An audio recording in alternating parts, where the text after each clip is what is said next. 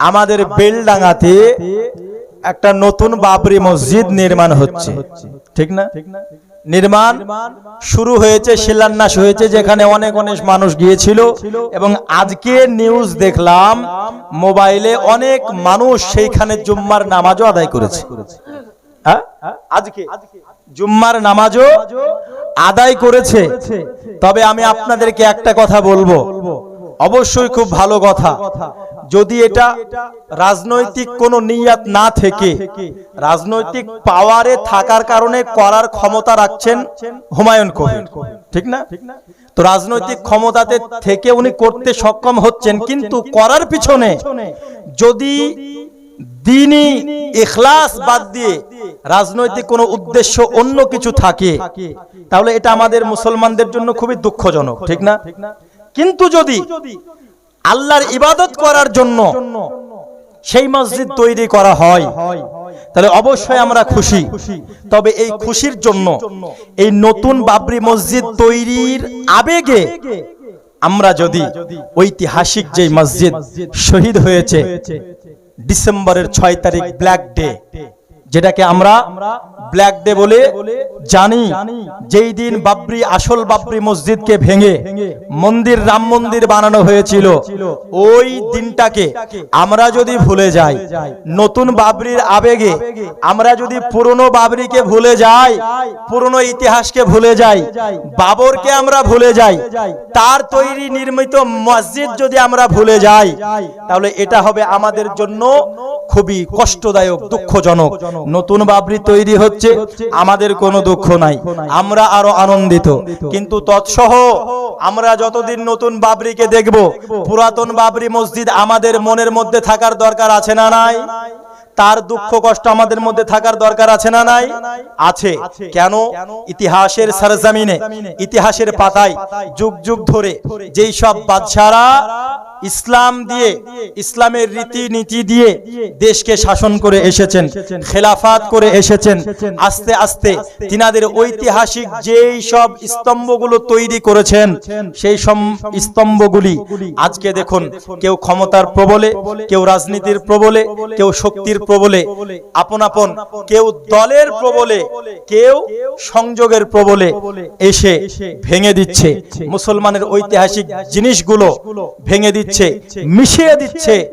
আমাদের ক্ষমতা আজকে দুর্বল, আমাদের ক্ষমতা আজকে কম। কেন? কারণ এটা মনে রাখতে হবে যে মুসলমান যখন আপন জায়গায় থাকবে না, মুসলমান যখন নিজ অবস্থায় থাকবে না, হাদিস শরীফে এসেছে আল্লাহ পাক, আল্লাহ তাআলা জালিমদেরকে দিয়ে শায়েস্তা করে নেবেন। কথা বুঝলেন না? জালিমদেরকে দিয়ে শায়েস্তা করে নেবেন, ঠিক করে নেবেন আমাদেরকে। আজকে আমাদের উপরে অত্যাচারীরা মুসাল্লাত হচ্ছে কেন? আজকে আমাদের উপরে অত্যাচারীরা অত্যাচার করার সাহস পাচ্ছেন কেন? এই কারণে যে আমরা মুসলমান নিজের জায়গায় দাঁড়িয়ে নাই। আল্লাহর রাসূল যেটা বলেছেন সেটা আমরা এখন করি না, আল্লাহর রাসূল যেটা থেকে নিষেধ করেছেন সেটা থেকে আমরা বিরত না থাকার কারণে মুসলমান নিজ জায়গা থেকে সরে গেছে। যার জন্য আজ দেখুন কেউ বলছে না আদিনা মসজিদ আমাদের মন্দির ছিল, বাবরি মসজিদ মন্দির ছিল, তাজমহল আমাদের মন্দির ছিল। আজকে এমন করছে, এখন সোশ্যাল মিডিয়াতে কেউ এমনও প্রচার করছে, এখন তোরা বাবরি মসজিদ তৈরি কর, আমরা কিছুদিন পরে বলবো ওখানেও আমাদের ভগবান ছিল। সোশ্যাল মিডিয়াতে বলছে। কিন্তু মুসলমান বাবাজি ভাইয়েরা, আমি আপনাদেরকে বলতে চাই, অবশ্যই শেষ কথা এক কথা আমার বলার উদ্দেশ্য এটা, নতুন বাবরি হচ্ছে, অবশ্যই আমরা খুশি। সেইখানে নামাজ হবে, আল্লাহর ইবাদত হবে, আল্লাহর কালাম হবে, আল্লাহর আরাধনা উপাসনা হবে, যেটা রাজনৈতিক কোনো উদ্দেশ্য ছাড়া। এবং তৎসহ যেই আসল ইতিহাসের পাতায় ব্ল্যাক ডে, আমাদের আসল বাবরি যেই দিনটাতে শহীদ করা হয়েছিল, সেই দিনটাকে আমরা ভুলবো না, আগের বাবরিকে আমরা ভুলবো না।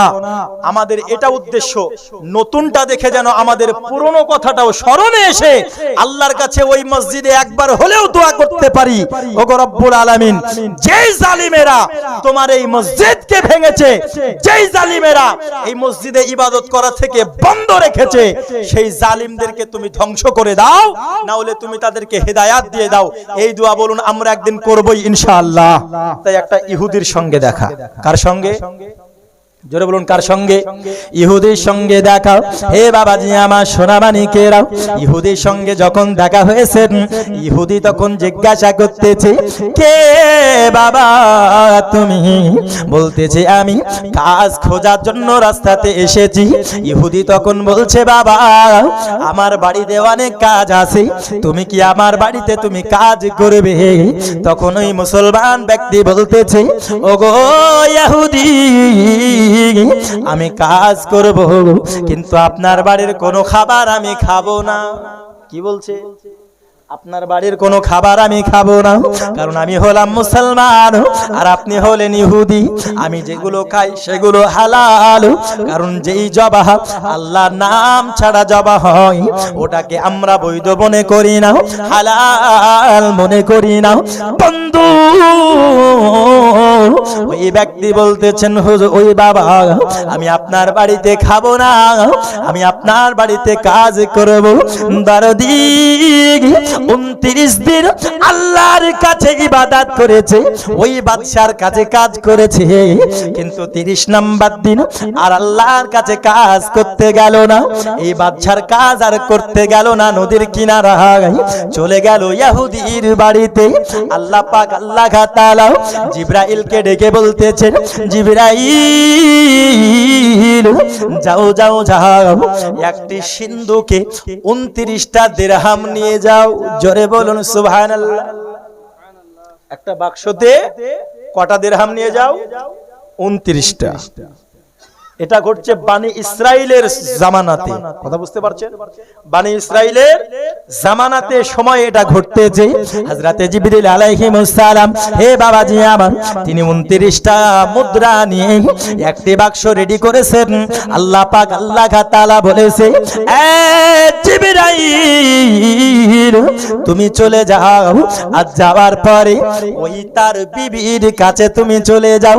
যে ব্যক্তি ইহুদির কাছে চলে গেছে কাজ করতে, সে আমার বান্দার বিবির কাছে যাও, আর গিয়ে তুমি বলো, এ বান্দার বিবি, এই নাও তোমার কাছে তোমার স্বামীর কাজের মজুরি এই বাদশা আমার কাছ দিয়ে পাঠিয়েছে। কে তুমি? আমি হলাম বাদশার বার্তাবাহক, আমি তোমার কাছে সিন্ধুক নিয়ে এসেছি। তোমার স্বামী যেই বাদশার দরবারে কাজ করেছে 29 দিন, ওই বাদশাহ 29টা দিরহাম মজুরি হিসাবে পাঠিয়েছে। আরো জোরে হবে না সুবহানাল্লাহ? আরো বলতেছে, এ মহিলা তুমি তোমার স্বামীকে বলিও, ওই বাদশাহ তোমার স্বামীকে কাজ থেকে বের করে নাই, কিন্তু এইখন ওই বাদশাহ তোমার স্বামীকে কাজ থেকে বের করে দিয়েছে। বলে কেন? কারণ এতদিন ধরে 29 দিন ধরে তোমার স্বামী যেই বাদশার কাছে কাজ করেছে, এইবার তোমার স্বামী ওই বাদশার দরবারে কাজ করতে যায় নাই। এ মহিলা, তোমার স্বামী এইবার ওই বাদশার কাছ থেকে এক ইহুদির কাছে কাজ করতে গেছে, তার জন্য ওই বাদশাহ এইবার তোমার স্বামীকে আর ওই কাজে নেবে না। বাজারে 1 দিরহাম বিক্রয় করেছেন, বিক্রয় করার পরে 1000 টাকা পেয়েছে। বাজার ঘাট করে নিয়ে এসেছেন, সোনার অলংকার অনেক কিনেছে, অনেক টাকা 1 দিরহাম মাত্র বিক্রি করেছেন। তার যত সাজ পোশাক লাগবে শত সাজ পোশাক কেনা হয়ে গেছে। হে বাবাজি সোনামানিক আমার, আমি আপনাদেরকে বলবো, কেন ওই 1 দিরহামের দাম এত হলো, এত মূল্যবান কেন হয়েছে? ওই দিরহাম কেন এত মূল্যবান মূল্যবান দরদি। এইবার বাবা ওই স্ত্রী সাজ পোশাক পরিধান করেছেন, পরিধান করার পরে বাড়ির মধ্যে যেন বসে আছে। স্বামী আমার আসবে, আসার পরে দেখবে আমি তার স্ত্রী কত সুন্দরভাবে সাজুগুজু করে আছি। আমার স্বামী আমায় দেখার পরে খুশি হয়ে যাবে। হে বাবাজি, আমার স্বামী যখন ইহুদির বাড়ি থেকে সারাদিন কাজ করার পরে বাড়ি ফিরেছেন, বাড়ি ফেরার পরে স্ত্রীকে যখন দরজা খুলে দেখেছে, অবাক হয়ে গেল। স্বামী স্ত্রীকে বলতেছে, এ আমার বিবি, তুমি এত টাকা পয়সা কোথায় পেলে? তুমি এত টাকা কোথায় পেলে যে তুমি শাড়ি কিনেছো, তুমি জামা কিনেছো, আর তুমি গহনা কেনার পরে তোমার পুরো শরীর অঙ্গ প্রত্যঙ্গ তুমি সাজিয়েছো? বিবি রে, আমায় তুমি বলো না, তুমি কি করে এত টাকা পেলে? তখন তার বিবি বলতেছেন, স্বামী আপনি হয়তো জানেন না, আপনি যখন কাজে গিয়েছিলেন, আপনি যেই বাদশাহ দরবারে কাজ আপনি করেছেন, 29 দিন কাজ করার কারণে ওই বাদশাহ একজন তার বার্তাবাহক দিয়ে আমায় 29টা দিরহাম পাঠিয়েছে। ওই দিরহামের মধ্যে আমি বাজারে গিয়েছি, 1 দিরহাম সবে মাত্র বিক্রয় করেছি, আর 1 দিরহাম বিক্রয় করার পরে আমার সমস্ত সোনা কিনা হয়ে গেছে। হে বাবাজি, আবার 1 দিরহামের মূল্য কেন এত বেশি? 1000 টাকা সমান কেমন করে হলো? কেন এত এই মুদ্রার এত দাম? একটু বলবো, ভালো করে ধৈর্য ধরুন বাবা। স্বামী তখন তার স্ত্রীকে বলতেছে, এ বিবি, আর তোমাকে কি এমন বলেছে? স্ত্রী তখন তার স্বামীকে বারংবার বকাবকি করে, ও গো স্বামী, যে বাদশার দরবারে এত মূল্যবান দিরহাম পাওয়া যায়, এত মূল্যবান সোনার পয়সা পাওয়া যায়, ওই বাদশার দরবার থেকে আপনি কেন কাজ ছেড়ে দিয়েছেন? আপনি ওই বাদশার দরবার ছেড়ে আপনি কেন ইহুদির বাড়িতে গিয়েছেন? আবার একটু বলুন, আমি আপনার কথা বুঝতে পারি না। আপনি কেন বাদশার দরবার ছেড়ে ওই ইহুদির কাছে আপনি গিয়েছেন? তখন যখন শুনতে পেয়েছেন স্বামী, তখন তিনি মনে বড় আফসোস করতেছে, ইয়া আল্লাহ, আমি এতদিন কোন বাদশার দরবারে কাজ আমি করলাম? ওই বাদশা অন্য কোন বাদশা নয়, সেই হলো দোজাহান সৃষ্টিকর্তা, সারা জগৎ আল্লাহ পাক আল্লাহ তাআলা সৃষ্টি করেছেন, সেই বাদশা স্বয়ং হলেন আল্লাহ। জোরে বলুন সুবহানাল্লাহ। ওই বাদশার কাজ আমি করেছি, ওই ইবাদত আমি করেছি, আর ইবাদতের বদলা আল্লাহ পাক আল্লাহ তাআলা আমার বাড়িতে পৌঁছেছে, আমার বাড়িতে পৌঁছেছেন। এইবার মনে বড় আফসোস করে বলছেন, হায় আফসোস, জিন্দেগি তো আমি সবকিছু করলাম, কিন্তু জিন্দেগি পাওয়ার পরে জিন্দেগিতে আমি বান্দেগি করতে পারলাম না।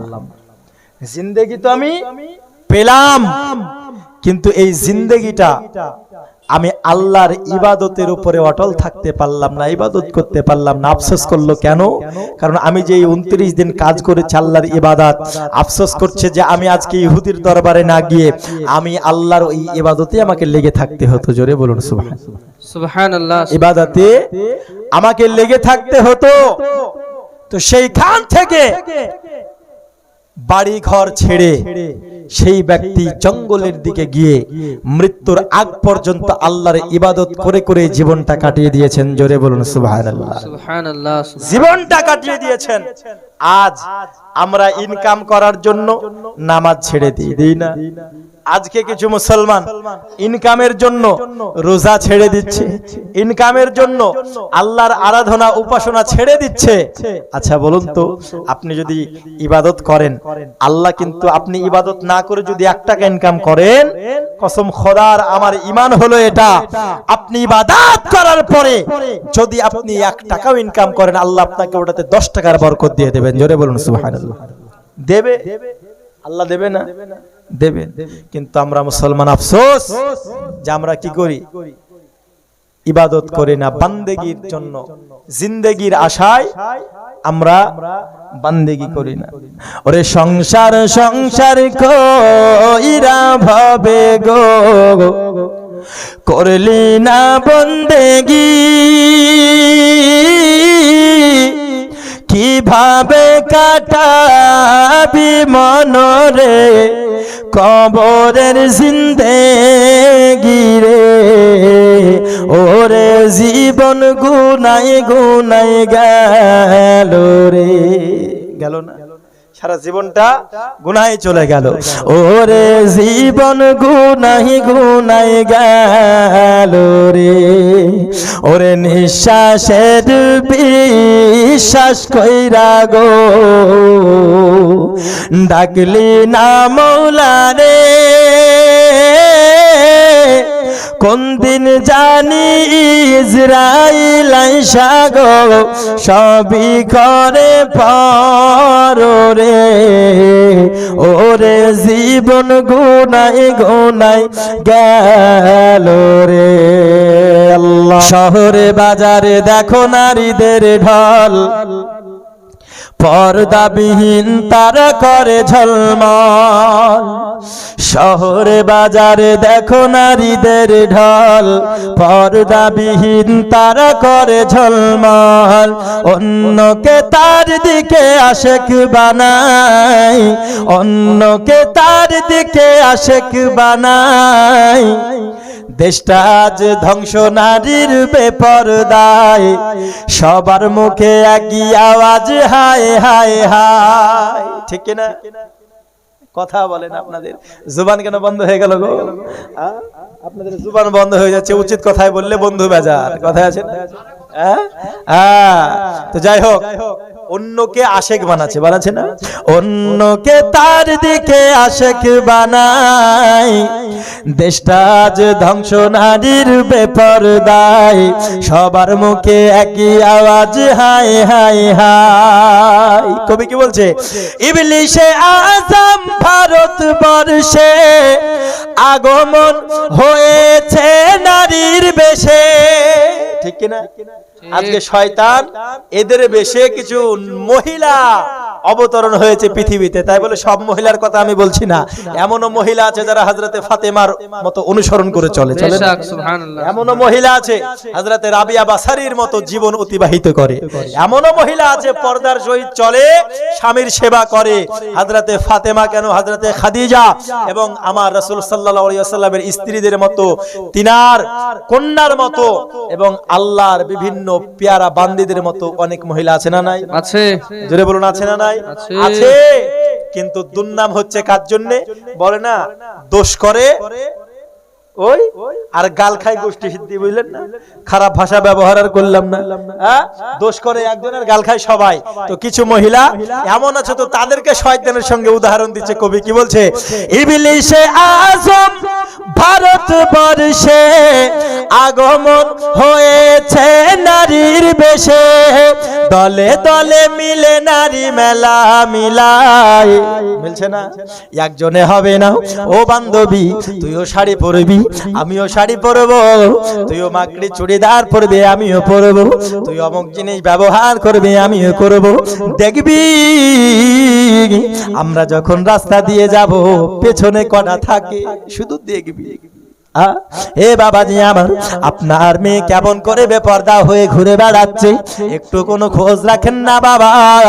আপনার কন্যা, আপনার স্ত্রী বাজারে গিয়ে ঘোরাফেরা করতেছেন, আপনার কন্যাকে স্কুলে যাচ্ছি বলে ছেড়ে দিয়েছেন।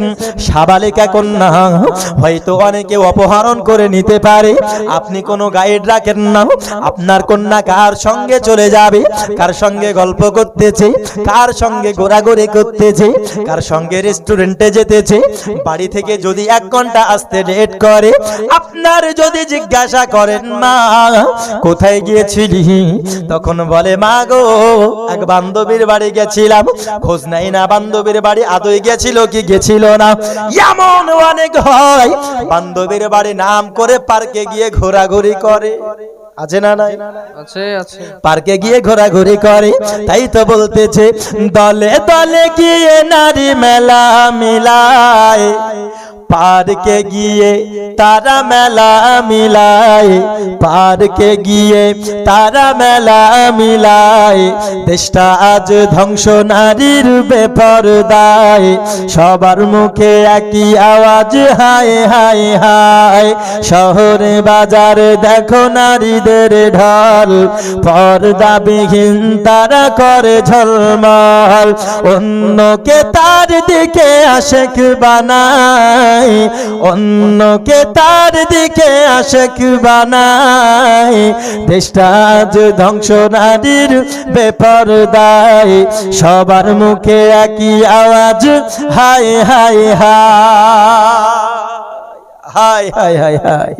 মেয়েরা গিয়ে বেপরদা হয়ে ঘুরে বেড়াচ্ছে, স্ত্রীরা গিয়ে বাজারে ঘুরে বেড়াচ্ছে, স্বামীর কোনো আর কথা চলে না।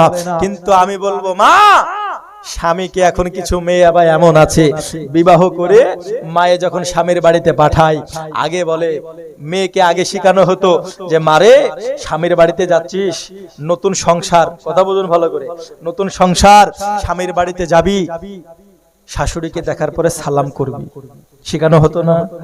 সালাম করবি, স্বামী যেটা বলবে সেটা শুনবি, শ্বশুরকে চা করে দিবি, আব্বা বলে ডাকবি, শাশুড়িকে মা বলে ডাকবি, ভালো ব্যবহার দেখাবি, কেউ যদি তো কথা বলে চুপ করে শুনবি। এরকম শেখানো হতো না? কিন্তু এখন শেখানো হয়, যদি বিয়ে হয় বিদায় করার সময় বলে মা যাচ্ছিস নতুন সংসারে, শ্বশুর শাশুড়িকে আর জামাইকে একবারে হাতের মুঠোয় ধরে রাখবি, বলে না? আগে শিখাই এটা, এখন হাতের মুঠোয় রাখবি, যেটা বলবে সেটা যেন শুনে, তাহলে সংসার তোর কাছে থাকবে, টাকা পয়সার দায়িত্ব তোর কাছে থাকবে। যখন তুই ঘুরাতে পারবি তবেই তো হবে আমার বিটি, শিখাচ্ছে না গো, তবেই তো হবে আমার বিটি। বেরাদারান ইসলাম আজিজানে মুহতারাম, আচ্ছা বলুন তো এর উদ্দেশ্যটাই তো খারাপ, উদ্দেশ্যটা নিয়তটাই খারাপ। তো স্বামীর সংসারে গিয়ে ঝামেলা হবে না তো কি আর আদর হবে নাকি? যার নিয়তটা ভালো থাকবে আল্লাহ পাক আল্লাহ তাআলা তার নিয়তের উপরে তার কর্মের ফল দেয়। ইন্নামাল আমালু বিন্নিয়াত, বুখারী শরীফের প্রথম হাদিস, যে মানুষ আল্লাহ পাক আল্লাহ তাআলা তার নিয়তের উপরে মানুষের কর্মের ফল তাকে দেয়। যেমন একটা উদাহরণ আপনাকে দিই, দেব উদাহরণ দিই। ধরুন বাড়িতে আপনি শুয়ে থাকেন তো বাড়িতে ঘুমিয়ে থাকেন, আমাদের যে ভেন্টিলেটর লাগানো হয়, হয় না? আপনি এখন শীতের সময় কি চারিদিক জানালা দরজা বন্ধ করে ঘুমাবো, যেন কুয়াশা না ঢোকে, ঠান্ডা যেন না ঢোকে। তো ভেন্টিলেটর লাগানো হয়, মিস্ত্রিকে বললাম মিস্ত্রি সাহেব এখানে একটা ভেন্টিলেটর লাগিয়ে দেবেন। আচ্ছা বলেন তো ভেন্টিলেটর লাগানোর কারণে আপনার কোনো নেকি হবে কি? কোনো নেকি হচ্ছে না। কেন? আর ভেন্টিলেটর আপনি লাগাচ্ছেন কেন? আপনার উদ্দেশ্য কি বলেন তো? যে যদি জানালা দরজা মেরে দিতে একবারে অন্ধকার হবে, তো একটু আলো একটু বাতাস আসবে, এই কারণে তো না গো, একটু আলো যেন আসে। এই যে আলো বাতাস আসার যে নিয়তটা আপনি রাখলেন, উদ্দেশ্যটা, এর কারণে কোনো নেকি হলো? কোনো নেকি হলো না। কিন্তু আপনি যদি এই নিয়তে ওটা লাগান, কাজ করছেন একই, কিন্তু মনে রাখুন উদ্দেশ্য আলাদা। কাজ করছেন একই, উদ্দেশ্য এই নিয়ত যদি আপনি করেন যে আমি তো চারিদিকে জানালা দরজা লাগিয়ে আমি ঘুমাবো, তো মিস্ত্রি সাহেব এখানে একটা ভেন্টিলেটর লাগান। কেন? তো আমি যখন ঘুমাবো, মসজিদের মুয়াজ্জিন যখন আজান দেবে, তো এই আজানের ধ্বনিটা যেন এই জায়গা দিয়ে এসে আমার কানে পৌঁছায়, আর আমি ঘুম থেকে আজান শুনে উঠে নামাজ পড়তে যাবো। জোরে বলুন সুবহানাল্লাহ। তো এই নিয়তে আপনি যদি ওইটা লাগান, এটা লাগানোর কারণে আপনি নেকি পাবেন। জোরে বলুন সুবহানাল্লাহ। কাজ এক, উদ্দেশ্য দুই রকম। এক নম্বরে কোনো নেকি হলো না, আর দুই নম্বর উদ্দেশ্যে নেকি হয়ে গেল। কথা বুঝতে পেরেছেন? তো আল্লাহ পাক আল্লাহ তাআলা মানুষের উদ্দেশ্যের উপরে তার কর্মের ফল সওয়াব দেয়। কথা বুঝতে পারলেন? তো মা বোনেরা তো উদ্দেশ্য করে পাঠাচ্ছে আলাদা করে, নিয়াতি পাঠাচ্ছে খারাপ করে, তো ওই সংসার গিয়ে কি সুখের সংসার হবে গো? আলী ফাতেমার মতো সংসার হবে? হুজুরে কত সুন্দর দোয়া করে দিছে, বিয়ে পড়ানোর পরে আল্লাহ তুমি খুব সুখে সংসার করে দিও, হযরতে ফাতেমা এবং আলীর মতো ভালোবাসা পয়দা করে দিও, এদেরকে নামাজ রোজা স্বামীর সেবা করার তৌফিক দান করো। আরে হুজুরের কি, হুজুর দোয়া করবে টাকা পকেটে ভরে বাড়ি যাবে। তোর যেমন নিয়াত মনে থাকবে সংসারটা তো তেমনই হবে, ঠিক কি না? ওর উদ্দেশ্য যেমন হবে সংসার তেমন হবে। তাই বলি মা কন্যাদেরকে আগের মা বোনেরা যেমন শিক্ষা দিয়েছেন ওই রকম শিক্ষা আমাদেরকে আপনাদেরকে এখন দিতে হবে। এখনকার বাবা, আগে যদি কন্যারা রাগ করে স্বামীর বাড়ি থেকে চলে এসেছিল তো বাবা উঠতে নেয়নি বাড়িতে, ধরো আগে যাও, সমস্যা হয়েছে সমাধান হবে, ভালো মনে আসবে, ঝামেলা করে কোনো আশার সিন নাই, সুযোগ নাই, আমার বাড়িতে উঠলে না, কঠোর ছিল। আর এখনকার বাপ যদি মেয়েকে একটু মেরেছে কোনো দোষের কারণে, বুঝতে পারলেন, তো এই বাপ দলবল গাড়ি মাড়ি ভাড়া করে চ দেখি জামাইয়ের বাপের 14 গোষ্ঠীর নাম ভোলাবো। বিটির দোষ দেখবে পরে, বিটিকে আমার মেরেছে, চ আগে জামাইয়ের 14 গোষ্ঠীর নাম ভোলাই। এমন বাপ আছে না নাই? আছে। ব্রাদার ইসলাম, সায় আপনারা দিচ্ছেন, মেয়েদেরকে খারাপ হওয়ার উদ্দেশ্যে হাতিয়ার হচ্ছে কি বাবা মা। যত শক্ত হবে, এই জন্য তো বলছে বিবাহ দেখতে গেলে মেয়েকে দেখো দ্বিতীয় নম্বরে, আগে দেখো মেয়ের বাপ মাকে, যে কেমন ভাবে থাকে, কিভাবে শাসন করে রাখে। তা আমি বলবো আপনাদেরকে বাবাজি ভাইরা, সোনামানিক আমার, মেয়েদেরকে ছেলেদেরকে ভালো শিক্ষা দিন, মেয়েদেরকে মায়েরা শিক্ষা এইরকম সুন্দর দেবে যেমন বললাম। আর